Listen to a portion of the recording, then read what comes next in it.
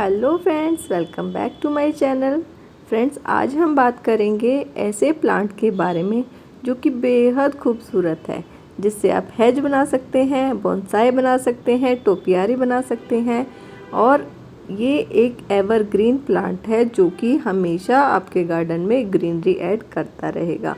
तो चलिए चलते हैं, देखते हैं कौन से हैं वे बेहद खूबसूरत पेरेनियल प्लांट्स और उनकी जानते हैं कुछ केयर के बारे में। तो देखिए फ्रेंड्स, ये हैं वो प्लांट्स, ये हैं मेरे फाइकस के प्लांट्स। वैसे तो मेरे पास फाइकस की 5 वैरायटीज़ हैं, लेकिन आज मैं आपको 2 शो करा रही हूँ। ये दोनों ही वैरायटी दिखने में थोड़ी सी डिफरेंट है, लेकिन इनकी केयर और इनके प्राइस बिल्कुल सेम होते हैं। दोनों से ही हम हेज बना सकते हैं, दोनों से ही टोपियारी बना सकते हैं और इनकी बोनसाई बहुत ही जल्दी बन के रेडी हो जाती है। तो देखिए, ये है पहला हमारा ग्रीन आइसलैंड फाइकस।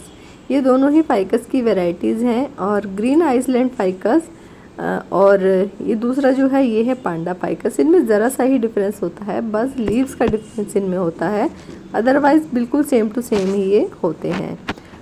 तो आज हम इनकी कुछ केयर टिप्स के बारे में भी बात करेंगे। तो सबसे पहले बात करते हैं इसके प्राइस के बारे में। प्राइस इसका 150 रुपये, 100 से 150 रुपये के बीच में आपको मिल जाएगा।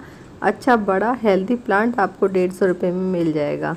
और ये पूरा 12 महीना ग्रीन ऐसे ही बने रहते हैं। इनके ऊपर टोटली लीफ फॉल कभी नहीं होता है, मतलब पत्तियों से खाली नहीं होते हैं। इनकी पत्तियाँ गिरती रहती हैं, लेकिन साथ के साथ नई भी आती रहती हैं।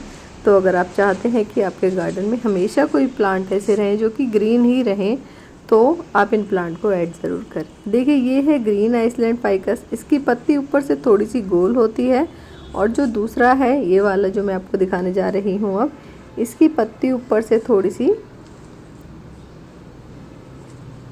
नुकीली होती है। ये देखिए, आप देख पाएंगे थोड़ा सा डिफरेंस है पत्ती में, लेकिन दोनों की ही पत्ती बहुत थिक होती है और बहुत ब्यूटीफुल और बुशी प्लांट बहुत जल्दी बन के ये रेडी हो जाते हैं। इनको बहुत ज़्यादा कंपोस्ट वगैरह की ज़रूरत नहीं होती है। साल में आप 2 बार कंपोस्ट देंगे, एक बार फरवरी में जब ये डोरमेंसी से जागते हैं और एक बार सितंबर में डोरमेंसी में जाने से पहले।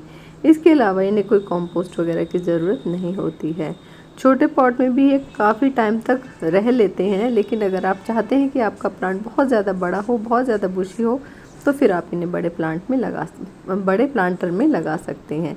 ये देखिए, अब मैं आपको दिखाती हूँ इनके रूट के स्ट्रक्चर की। इनकी रूट्स, एरियल रूट्स जो हैं बहुत जल्दी निकलती हैं। छोटे प्लांट में ही एरियल रूट्स निकलना स्टार्ट हो जाती हैं। जैसे बनियान होता है, पीपल होता है, तो उसमें इस तरह की रूट्स आपको देखने को मिलती हैं, जिससे लगता है कि ये प्लांट जाने कितने साल पुराने हैं। लेकिन ये प्लांट मुश्किल से मुश्किल 4 या 5 साल पुराना होगा, इससे ज़्यादा पुराना ये प्लांट नहीं है। ये मदर प्लांट है मेरे सभी प्लांट्स का। इसी से कटिंग लेके मैंने सारे ही प्लांट्स को रेडी किया है। अभी मैंने इसकी हार्ड प्रूनिंग की है और मोटी मोटी इसकी ब्रांचेस थी जिनको मैंने कट कर दिया है। अब मुझे ऊपर से ये भरा हुआ जब पत्तियों से भर जाएगा तो ऐसा ही प्लांट चाहिए था, तो मैंने इसको ऊपर से ट्रिम कर दिया है। ये मेरी कैट है जो हमेशा ही नज़र रखती है कि मैं वीडियो सही बना रही हूँ या नहीं। तो ये देखिए कितना खूबसूरत लग रहा है ये वाला प्लांट। अगर आप मेरी नज़र से देखें तो इनके ब्यूटी के आगे दुनिया की कोई भी सुंदरता मुझे पसंद नहीं आएगी। तो ये देखिए, एक और अमेजिंग फैक्ट बताती हूँ इसका, कि ये जो प्लांट है इनकी अगर आप 2 स्टेम्स को साथ में बांध देंगे, कसकर बांध देंगे, तो फिर ये स्टेम्स जुड़कर एक हो जाती हैं।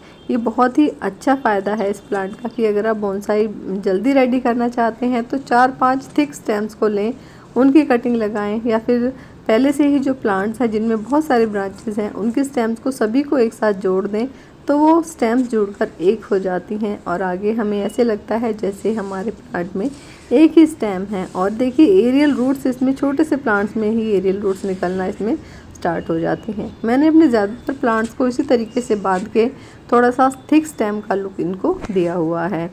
और अगर आप इन्हें ऊपर से बुशी बनाना चाहते हैं तो इनकी छोटी छोटी पिंचिंग या फिर प्रूनिंग हमेशा करते रहें। जब भी पत्तियाँ आपको लगे आपकी जो स्टेम्स हैं वो थोड़ी बड़ी हो गई हैं, 2 निकल गई हैं या 4 निकल गई हैं, तो ऊपर से आप इनकी थोड़ी थोड़ी सी पिंचिंग करते रहें। साल में 1 ही बार या 2 बार या 3 बार आप इनकी सॉफ्ट प्रूनिंग ज़रूर करें, और आप इनको ऊपर से बॉल जैसा लुक देंगे तो बड़ा ही खूबसूरत लगता है। देखिए, एक प्लांट की मैं आपको ऊपर से प्रूनिंग करके दिखाती हूँ। कटिंग प्रूनिंग करने से हमें कभी भी नहीं डरना है। मैं हमेशा बोलती रहती हूँ कि जिस तरीके से हम अपने नाखून और बालों को कट करते हैं ताकि वे हेल्दी बने रहें, तो उसी तरीके से हमें अपने प्लांट की कटिंग प्रूनिंग और पिंचिंग करते रहने चाहिए ताकि वो हेल्दी बने रहें। अब देखिए कितना खूबसूरत लग रहा है। अब ये देखिए, ये मेरा प्लांट है, इसको मैंने कटिंग से ग्रो किया था।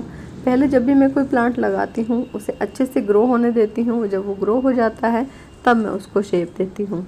तो आज मैं अपने इस प्लांट को आपको ठीक करके दिखा रही हूँ कि आप इसको एक अच्छा सा लुक कैसे दे सकते हैं। सबसे पहली बात होती है कि जो आपकी मेन स्टेम है उसे नीचे से क्लियर रखना होगा। इसके लिए जो भी पतली पतली ब्रांचेस निकली हुई हैं उन्हें हम कट कर देंगे। जो थिक ब्रांच है, जो मोटी ब्रांच है जिसे आप कट नहीं करना चाहते, तो उसे आप एक साथ बांध के, जैसा कि मैंने अभी आपको दिखाया था कि रस्सी से मैंने अपने सभी प्लांट के स्टेम को बांधा हुआ है, उस तरीके से बांध देंगे। तो स्टेम को मैंने क्लियर कर दिया है नीचे से, लेकिन एक जो स्टेम आपको नज़र आ रही है ये काफ़ी अच्छी थी, मोटी थी, तो मैं इसे जूट की रस्सी से बांध दूँगी। अब देखिए, आपको इसको तार से नहीं बांधना है, आप इसे जूट की रस्सी से बांध सकते हैं, या जो कपड़े का जो नाड़ा आता है कॉटन का, उससे आप इसको बांध सकते हैं। उससे इसकी जो स्टेम है वो ख़राब नहीं होगी। अगर आप इसे वायर से बांधेंगे तो फिर वायर के निशान इसकी स्टेम पर पड़ जाएंगे। ये देखिए, ये मेरी दूसरी कैट है। मेरे पास 2 कैट्स हैं, 3 थी, एक को डॉग्स ने पकड़ लिया था तो वो बच नहीं पाई फिर। तो ये जो दूसरी वाली है ये भी आ गई है देखने के लिए काम सही हो रहा है या नहीं।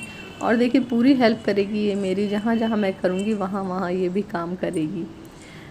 अब देखिए, मैं इसके स्टेम को बांध रही हूँ, और बहुत ज़्यादा टाइट नहीं बांधना है और इतना लूज़ नहीं बांधना है कि दोनों स्टेम अलग ही रह जाएं, क्योंकि हमें इन्हें स्टेम्स को बिल्कुल करीब लाके बांधना है ताकि ये फ्यूचर में जाके 2 स्टेम्स मिलकर आपस में एक हो जाएं।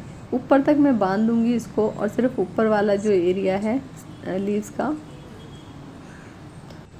उसे ही छोड़ूंगी। देखिए, मैंने पूरा इसको बांध लिया है, और इसके बाद इसका लुक कुछ इस तरीके से आ रहा है। अब हम इसकी करेंगे ऊपर से सॉफ्ट प्रूनिंग। सॉफ्ट प्रूनिंग करने से क्या होगा कि जहाँ पे हमने एक ब्रांच कट की है वहाँ से आगे फ्यूचर में 2 या 3 ब्रांचेस निकलने के चांस होते हैं। अगर अच्छी किस्मत होती है तो कई बार काफ़ी सारे ब्रांचेस हमें एक ही स्टेम से मिल जाती हैं। तो देखिए, मैं थोड़ी थोड़ी सी ऊपर से पिंचिंग कर रही हूँ इसको। इसका लुक ऊपर से बिल्कुल एक छोटे से ट्री जैसा आएगा, जो कि देखने में बेहद खूबसूरत लगेगा। तो अगर आप चाहते हैं अपने प्लांट्स को अच्छा लुक देना तो कटिंग, प्रूनिंग, पिंचिंग ज़रूर करें। और इसके साथ ही साथ आप ध्यान रखें उनकी नीड का कि वो धूप में रहने वाले प्लांट्स हैं कि छाया में रहने वाले प्लांट्स हैं। तो ये वाले जो प्लांट्स हैं छोटे पॉट में हैं, लग जाएगा अगर छोटा प्लांट है तो। अगर बहुत बड़ा प्लांट चाहिए तो फिर आप बड़े पॉट में इनको शिफ्ट कर दें। अगर बोनसाई बनाना है तो आप बोनसाई के लिए जो प्लांटर आते हैं जो शैलो होते हैं उनमें भी आप इन्हें लगा सकते हैं। तो मैं जिसका पॉट है इसको भी क्लियर कर दे रही हूँ ताकि ये अच्छा लगे। इसमें लगी हुई थी टर्टल वाइन, आप चाहें तो इसी में लगे रहने दें, क्योंकि अभी आने वाला सीज़न जो गर्मी का है तो इसमें मल्चिंग का काम करेगा ये टर्टल वाइन का प्लांट। तो देखिए, ये वाला प्लांट मेरा रेडी हो गया है, और इसी तरीके से मैं अपने सारे प्लांट्स को शेप देकर और अच्छे से मेंटेन करके रखती हूँ ताकि प्लांट्स देखने में खूबसूरत लगें। तो जो इसकी कटिंग्स निकली हैं, इनकी छोटी से छोटी, मोटी से मोटी सभी कटिंग्स रेडी हो जाती हैं। आप इस मौसम में भी इन प्लांट्स की कटिंग को लगा सकते हैं। आपने मेरे जितने भी प्लांट्स देखे हैं वो सारे ही मैंने कटिंग से रेडी किए हुए हैं। तो फ्रेंड्स, ये थी आज की एक ऐसी जानकारी जो कि बहुत ही खूबसूरत प्लांट के बारे में है। मेरा one of the most favourite plant है ये फाइकस का प्लांट। तो अगर आपको जानकारी अच्छी लगी तो आप मुझे कमेंट करके ज़रूर बताएं। अगर कुछ कमी लगी, कुछ और आप मुझसे पूछना चाहते हैं तो वो आप भी मुझे कमेंट करके पूछ सकते हैं। चलिए फ्रेंड्स, आज की वीडियो में इतना ही। मिलते हैं किसी और वीडियो में, तब तक के लिए गुड बाय, हैप्पी गार्डनिंग।